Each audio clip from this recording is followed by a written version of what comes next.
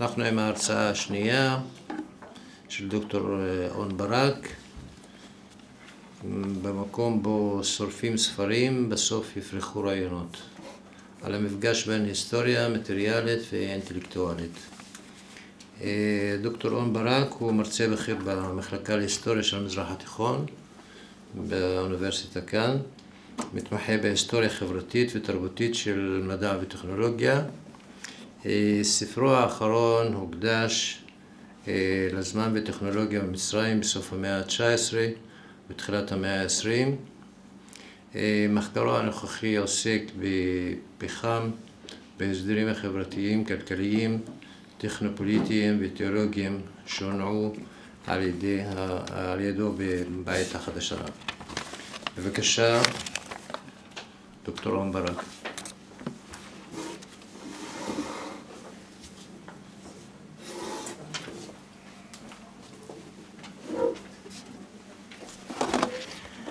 תודה מחמוד ושלום לכולם. שומעים? טוב, אז כמו לכולם פה יש לי הרבה על מה להודות לישראל, ותכף אני אתחמק באלגנטיות מלעשות את זה. בוודאי מאז שהגעתי לכאן, אבל עוד קודם לכן בצמתים משמעותיים כמו איפה ללכת לעשות דוקטורט, אני לא יודע אם אתה יודע. אבל הדרך שלי להתחמק מהקונבנציה הזאת של להתחיל בפתח הדברים לשיר את שבחיו של ישראל ואז לעבור לדבר על משהו אחר, היא להקדיש את כל ההרצאה לאיזושהי שיחה עם ישראל דמיוני, נראה איך זה עובד מול הדבר האמיתי. וכדי לעשות את זה אני מתכוון לדבר הרחק מחוץ לאזור הנחת שלי, שהוא כאמור היסטוריה של מדע וטכנולוגיה, כי בטיפשות אולי לקחתי ברצינות את הנושא של הכנס רעיונות ופרקטיקות, וחשבתי על מה יש לי להגיד בשאלה של המפגש בין הדברים האלה, כאיזושהי דרך לדבר על המפגש בין הגישה שאני מייצג, מטריאליזם חדש, ככה לוהקתי משום מה, וההיסטוריה האינטלקטואלית שישראל מייצג. ואני אנסה לעשות את זה דרך איזשהו תרגיל מחשבתי שאני מגלגל כמה חודשים, ושראשיתו ב6 באפריל השנה, במעמד של שריפת ספרים בגיזה, מחוץ לקהיר, בניצוחה של פונקציונרית ביניים ממשרד התרבות המצרי, גברת בות'יין נקישק, שפקדה את חטיבת אל-פדל המודרנית בגיזה, ובעזרת 3 חברים בוועדה שהיא מינתה, סרקו את הספרייה של בית הספר ומצאו שם 82 ספרים שראויים לעלות בלהבות, ובחצר בית הספר עם רמקולים ושירים לאומיים, הם שרפו אותם ברוב טקס, ועם חשיפה תקשורתית משמעותית. ואני רוצה להידרש לשאלה הזאת של למה שורפים היום ספרים במצרים, ובאמצעותה אולי לנסות ללבן כמה סוגיות של כתיבת היסטוריה מצרית היום. אחת מהסוגיות האלה זה כאמור הקשר בין רעיונות ופרקטיקות, אבל גם להידרש לכמה דברים נוספים שמעסיקים את ישראל, כמו למשל החשיבות של הרגע שלו בהיסטוריה מצרית, הרגע של שנות ה-20 וה-30, והמורשת האנטי-פשיסטית של שנות ה-30 וה-40, והעידודים שלה היום. אולי גם העמדה שלו לגבי היכולת של ההיסטוריון לדבר על ענייני דיומה, אני ממש אגלם את הכישלון של הדבר הזה בפניכם. אולי אפילו גם להידרש לבעיה הבסיסית של כל מי שמלמד, והיא הבעיה שאנשים לא קוראים ספרים. ואני אנסה לחשוב איך אפשר להתחיל עם הדבר הזה כנקודת מוצא ולקחת אותה ברצינות. אז אולי תשובה ראשונה לשאלה למה שורפים ספרים במצרים היום או השנה, קשורה לשינויים באופן או במעמד של ספרים ושל ספריות וארכיונים בכלל וגם של הנבירה בהם, דהיינו מה שרבים מאיתנו עושים, היסטוריה, היסטוריוגרפיה, מאז 2011, מאז המהפכה או אירועי האביב הערבי. אפשר להגיד בקריקטורה שאפשר גם להגן עליה, שלפני 2011 הארכיון הוא מין מקום כזה שלוקחים בו פוליטיקה וקוברים אותה ל-30, 40 או 50 שנה עד שיוצא ממנה אמיץ, עד שהיא פחות מסוכנת, ואז אפשר לגעת בה, אפשר לעסוק בה כהיסטוריה. אבל שהחל מהרגע הזה ב-2011, ושוב זה פרשת מים שהיא קצת קריקטורה, אבל היא קצת היוריזם, אבל אנחנו יכולים בהחלט לקחת אותה ברצינות. אותה מהפכה שהוכרזה קץ ההיסטוריה, או ההולדת או התחייה של ההיסטוריה, ושנתפסה מיד כשהיא התחילה כרגע היסטורי, אנשים ממש שמעו את משק כנפי, האנלוגיות שאנשים השתמשו בהן היו אנלוגיות ממהפכות בעבר, האתרים מאוד מאוד משמעותיים שהמהפכה מתרחשת בהם הם ארכיונים, בין אם אלה ארכיוני המשטרה וארגוני ביטחון הפנים, שם אקטיביסטים הלכו לחפש אקדחים מעשנים שיסייעו להם בהתנעה של הליכים פנימיים, ובין אם אלה הארכיונים הרשמיים, דאר אל-ות'איק והביבליותקה אלכסנדרינה, שנדרשו לחשוב על איך מרחבים את המהפכה ואיך עכשיו הארכיונים ישרתו את הציבור, וגם פריחה די מדהימה של ארכיונים אלטרנטיביים מכל מיני סוגים ושל כל מיני דברים, של בניינים ושל מסמכים, של תצלומים, של מוזיקה, של ספרים, של סרטים, מה לא. ובשנת שלטונם האחת, גם האחים המוסלמים לא החמיצו את התהליך הזה, ואותו ארגון שבעבר לא הזדקק לארכיון וללגיטימציה שהוא נוסח באמצעות המנגנון הזה של הערת השוליים על נרטיבים היסטוריים, התחילו גם הם להיכנס לכל מיני ארכיונים ולייצר כל מיני ארכיונים, ואולי בצורה הכי דרמטית להיכנס לארכיונים של המדינה. אולי הקמפיין המובהק ביותר והמטריד ביותר היה קמפיין של אחוונה, של איכואניזציה של מוסדות תרבות, ובהם הארכיונים, בעיקר דאר אל-ות'איק, הארכיון הלאומי, דאר אל-ות'איק אל-כרמי, הארכיון הלאומי המצרי. קמפיין שהתחיל ביוני 1913, וכלל החלפה של המנהלים של מוסדות תרבות רבים בהם מנהלי הארכיון, אבל גם החלפה של פקידים מדרג שני ושלישי ורביעי, ממש השתלטות עוינת שהיסטוריונים ואינטלקטואלים ליברליים אחרים הגיבו אליה במין רפלקס מותנה כזה, דבר שהם התחילו לצרוח פשיזם, והדבר השני שהם עשו זה להזמין את הצבא להיכנס ולעצור את האחוונה, להיכנס למנגנונים האלה ולהציל אותם. וקריאות דומות הדהדו בזירות אחרות, ובסופו של דבר הדבר הזה הצטבר וחבר לקמפיין של התמרד, ובסופו של דבר להפיכה הצבאית שהביאה לנו את סיסי ואת המשטר שלו. משטר שהחל מהר מאוד לקדם קו של מלחמה בטרור, מלחמה באחים המוסלמים, באמצעות שורה של צעדים, בהם מאות פסקי דין חפוזים והנפקה של מאות גזרי דין מוות למנהיגי התנועה ולרבים מפעיליה. גזרי דין מוות שלפי שעה נותרו על הנייר, וגם בשורה של צעדים אחרים, הצהרה של חופש הדיבור במוסדות אקדמיים, ובסימון של בתי ספר שמזוהים עם ארגון האחים המוסלמים, תיוג שלהם כבתי הספר של ה-30 ביוני, ופיקוח מאוד מאוד הדוק על הסגל, על התכנים, על התלמידים, ויותר ויותר גם על הספרים שמסתובבים בהם. ובית הספר אל-פדל שבגיזה, שבו הסיפור שלי מתמקד, הוא אחד מבתי הספר האלה. זאת אומרת, יש לנו איזשהו סיפור של האיחואן נכנסים לארכיונים, עכשיו לארכיונים של המדינה, עכשיו המדינה לראשונה נכנסת לארכיונים שלהם. אבל איך זה עובד בפועל? מה קורה שם בבית הספר הזה? אז כאמור, הגברת קישק ממנה ועדה של 3 אינטלקטואלים או 3 פונקציונרים, אנשי משרד התרבות, והם נשלחים לבית הספר לסרוק את הספרייה ולהכין רשימה של ספרות אסלאמיסטית חתרנית,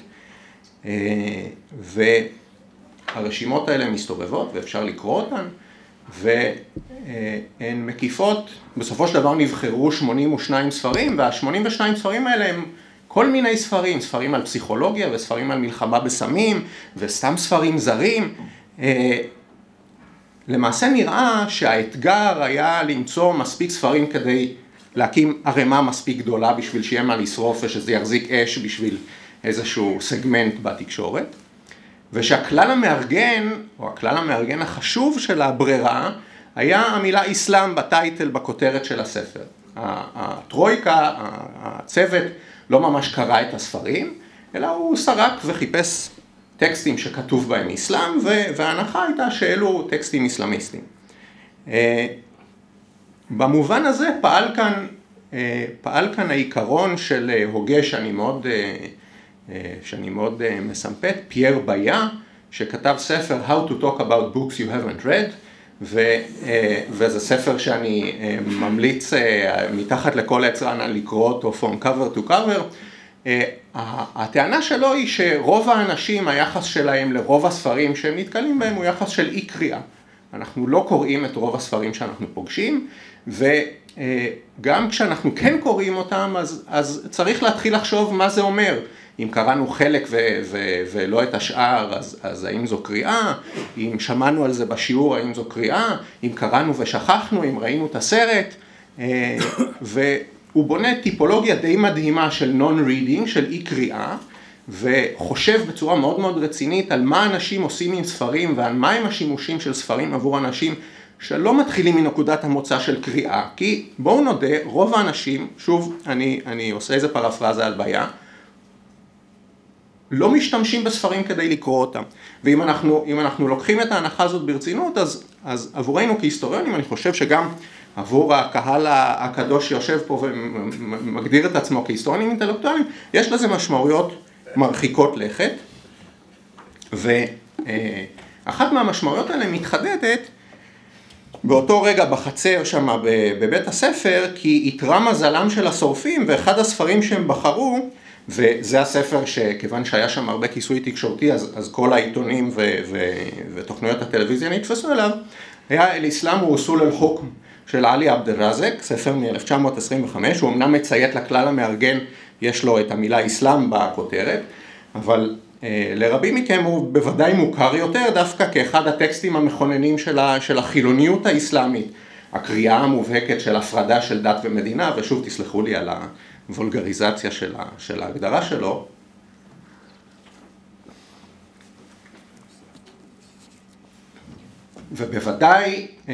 ובוודאי זו אינדיקציה גם לכך שהחברים לא קראו, ברגע שהספר הזה הושלח ללהבות, וברגע שהרשימות שכללו אותו והסיקורים שהבליטו אותו עלו לאוויר, הוא יצר עבורם בעיה מאוד מאוד רצינית. לנוכח מצב העניינים הזה, אפשר בגדול להבחין בין שני סוגים של תגובות לשריפת הספרים בחצר בית הספר. אחת מצייתת לתבנית המוכרת של פשיזם ואנטי-פשיזם, ואכן אינטלקטואלים ועיתונאים ומגיבים רבים מדברים על אותו רצף שהכותרת שלי לקוחה לפחות בחלקה ממנו, שבמקום שבו שורפים ספרים ישרפו בני אדם. המילה שמשמשת בכיסוי התקשורתי של השמדת הספרים היא אדם, השמדה, אבל גם עונש מוות.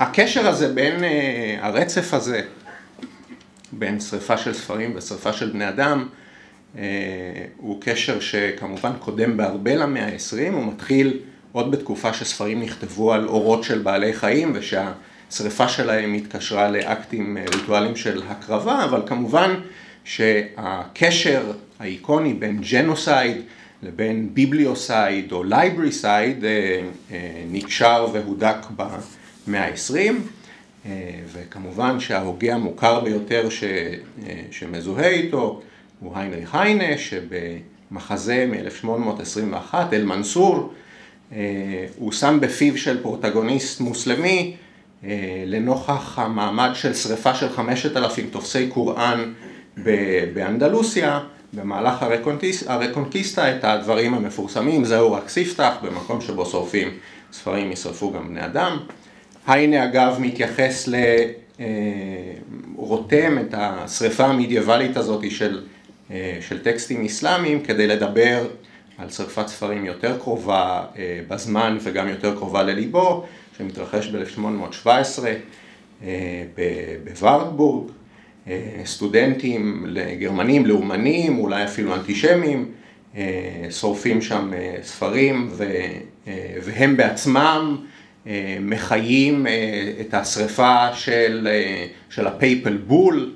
ראיתי שבעברית צריך להגיד בול, החותם האפיפיורי שמתרחשת על ידי לותר במקום ההוא במצודה היא 300 שנה קודם לכן. בתורם גם הספרים של היינה כמובן נשרפים ב-33, לא עוזר לו שהוא מתנצר. ודרך כל הכרוניקה הזאת של שריפת ספרים, הקשר הזה או הרצף הזה והכיווניות הזאת של שריפת ספרים תוביל לשריפת בני אדם, מתכונן ומתהדק, ואנחנו רואים שהוא מהדהד במצרים גם היום במאה ה-21. אבל כאמור הייתה עוד תגובה, או היה עוד סוג של תגובה לשריפת הספרים, והתגובה הזאת, או הנציגים של מי שדיבר כך, הזכירו דווקא את שריפת הספרים המפורסמת במאה ה-12 של כתבי אבן רושד, בידי החליף אל-מנסור, אולי המקור לדמות שבמחזה של היינה, אולי לא. ושם הקשר בין ספרים ואנשים הוא קשר אחר, אולי הוא אפילו קשר הפוך.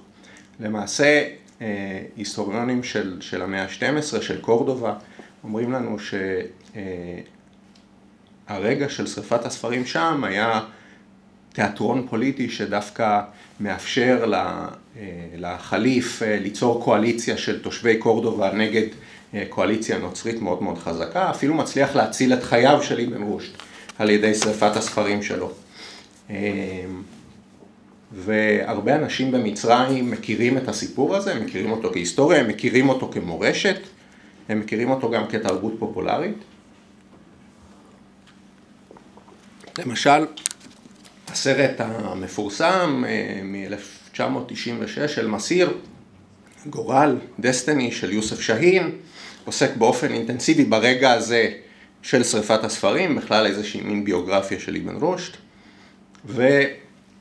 והוא מדבר על הרצף בין ספרים ובני אדם בדיוק בצורה הפוכה לגנאולוגיה של היינה. היינה, הסרט נפתח במין אוטו דפה בצרפת, שורפים שם בן אדם מוקף בספרים, והוא נגמר כשאבן רושד עצמו חוזה בשריפת ספריו בקורדובה, ובסוף הדברים הוא לוקח את הספר האחרון מאיזה דלי ומשליך אותו בחיוך אל הלהבות. הוא בדיוק למד שעותקים של הספרים שלו הגיעו למקום מבטחים ושהמורשת שלו תשרוד. הוא בדיוק למד ששריפת הספרים הזאת תשמש את אל-מנסור כדי לכונן קואליציה בעיר,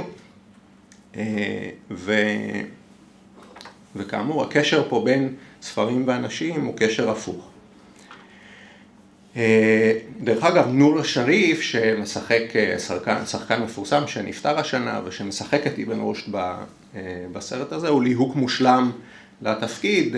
נור שריף הוא מיני מכחיש שואה כזה, ומדי פעם הוא לא מאמין בתאי הגזים, ויש לו כל מיני פליטות פה מביכות, וכמישהו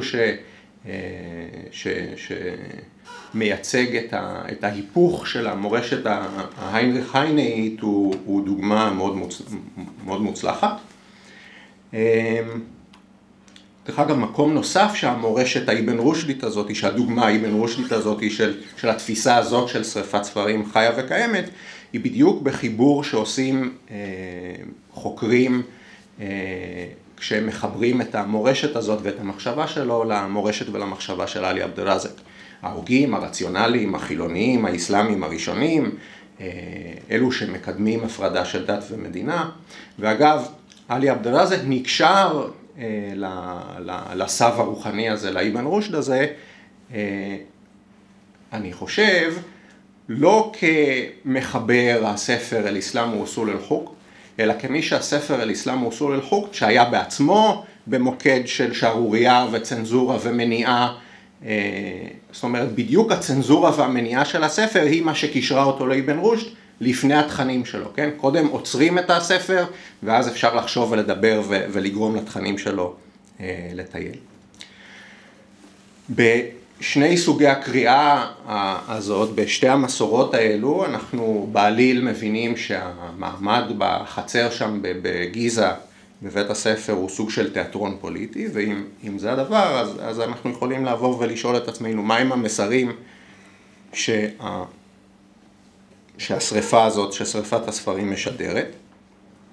ואני חושב שכדי לפענח אותם, אנחנו צריכים לקחת את שתי המסורות, את המסורת ההיינריך היינאית, שמדברת על רצף של במקום שבו ישרפו, ספרים ישרפו בסופו של דבר בני אדם, וגם את ההיפוך האבן רושדי שלה, ולקרוא אותן יחד.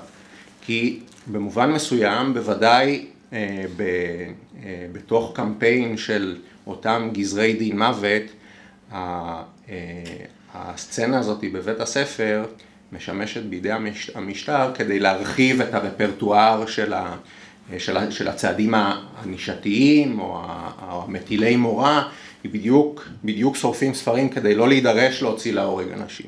זה בדיוק מאפשר למשטר להימנע לעת עתה, אם תרצו, מהצד הזה שלא יודע אם הסיבה, אם הטעם הוא האכזריות שלו, אלא כמו שהראה לנו פוקו, דווקא חוסר היכולת לצפות את תוצאותיו. אבל אנחנו רואים שבגלל הפרקסיס של שריפת הספרים הזאת, בגלל שאי אפשר לשלוט בתוצאותיה, ובגלל שהשורפים עצמם ניגשים למלאכה מבלי שהם קראו את הטקסטים, אז במעמד הזה מתלקחת ומתפרצת מסורת אחרת או אפשרות קריאה אחרת, אותה המסורת אבן רושדית שדווקא חותרת תחת הקריאה האירופית, האנטי-פשיסטית, מציגה את התרגיל במערומיו, מציגה את התחבולה ודווקא ממשמעת אותה בצורה שהיא מהופכת.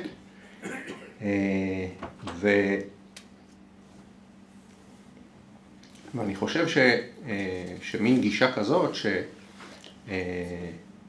שקוראת את שתי הגנאולוגיות או את שתי הפרספקטיבות גם יחד, היא מה שדרוש לנו כדי לפצח ולפענח את הרגע הזה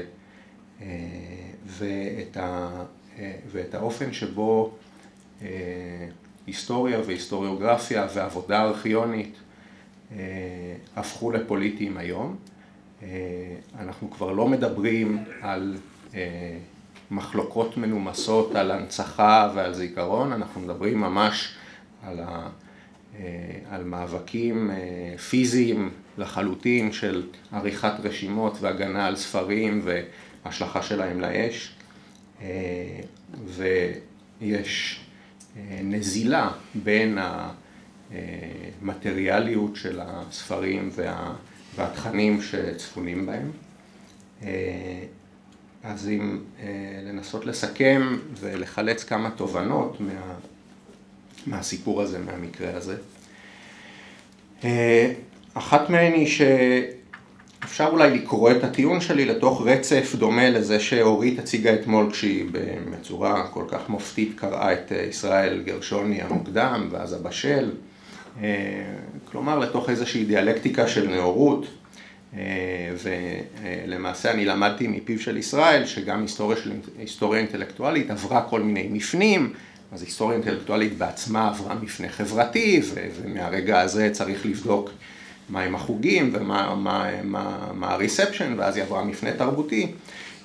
ועל הרצף הזה אפשר אולי לטעון שהיא צריכה לעבור מפנה מטריאלי, אבל אני חושב שזה ייצג בצורה לא מדויקת את מה שאני מנסה לומר פה, וזה ייצג בצורה לא מוצלחת את הטמפורליות, את הקצב, את סדר הדברים של איך הדברים התרחשו